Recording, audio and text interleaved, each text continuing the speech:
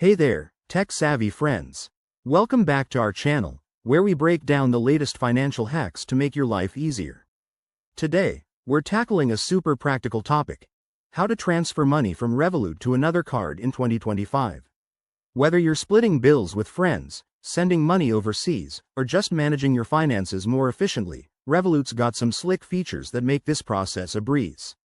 Let's dive right in. First things first, make sure you have the Revolut app updated on your phone. 2025 brings even more secure and speedy options, so updates are key. Open the app and log in with your fingerprint or Face ID for that extra layer of security. Once you're in, head over to the Payments or Transfers section, usually found at the bottom of the home screen. It's designed to be intuitive, so you won't get lost. Next, select the option for Bank Transfer or Send to Card. Revolut now supports instant transfers in 2025, but remember, fees might apply depending on the currency or destination. Enter the recipient's details, that's their card number, name, and possibly a reference for easy tracking. Double-check everything to avoid any slip-ups. We don't want your money going astray. Now, choose the amount you want to transfer.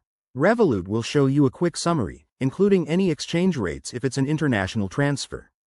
Hit Confirm, and follow any additional verification steps, like a one-time PIN sent to your phone. Boom, your money is on its way. In 2025, most transfers happen in minutes, but international ones might take a bit longer.